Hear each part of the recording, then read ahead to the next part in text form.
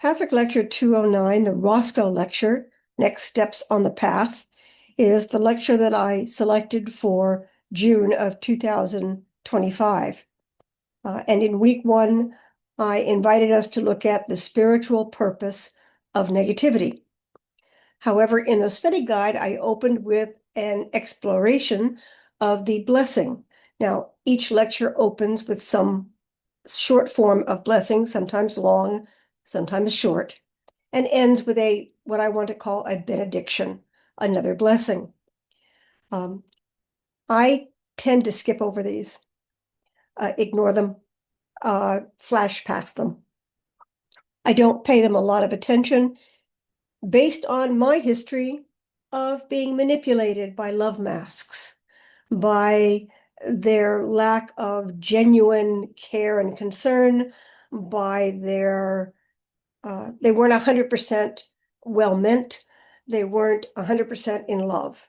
So I threw them out. And this is a great example of duality. I ignore them. I refuse to read them. I won't pay attention to them because they're not perfect. As if anything in the planet is perfect. So the lesson that I taught a few months ago on Patrick Lecture 144 about the blessings, about how they aren't blessings unless they're received. And of course, they can't be blessings if they're not intended, brought me to a place where I could understand imperfection in a different way. I could understand my reaction. I could understand that my reaction was situationally based, and also understand that I was in duality. They're all bad. They're all wrong. They're all useless. Instead of continuing the exploration to find the essence, the love essence within blessings. So I use this as the opening because spiritual purpose of negativity is to teach us something, and my negativity taught me something. Then the lecture goes into the power of unconscious beliefs. Now, I teach a spiritual teaching.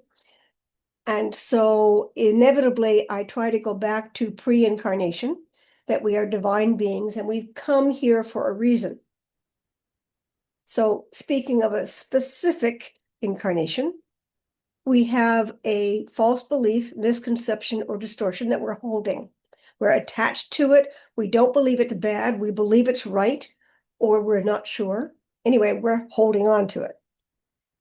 The invitation, according to Pathwork, in coming here is to learn the negativity within the false belief, misconception, or distortion, to learn it through experience, to see where this belief causes pain and suffering to ourselves, to others, where it is not based in love. And so when the question is asked, what would love do here? It very often challenges our false beliefs. So the easiest thing to do is say the question, what would love do here, is manipulation. It's not genuine, to dismiss it, to get it out of the way. About seeing the full extent of pain and suffering. This is based upon the inevitability that negative intention is meant to divide, win, conquer.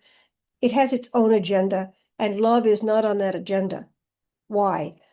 Well, in love, negativity would not cause harm to others, to ourselves. Negativity would not try to be superior.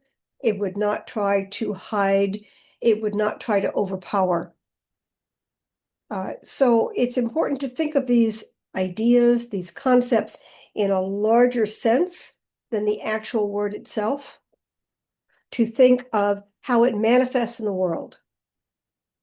Now, if negativity manifests in a very small, subtle way, it's not as noticeable. And that's where, if it's in our unconscious, it's allowed to just grow like weeds in a garden until it's big and noticeable. When I was working in a factory business, it was very difficult to deal with small, tiny problems that didn't repeat. It was hard to figure them out. I loved problems that repeated. I loved problems that were big and worth the time and effort to track them down, because then I could complete a process. It was worth the time and energy to invest in these.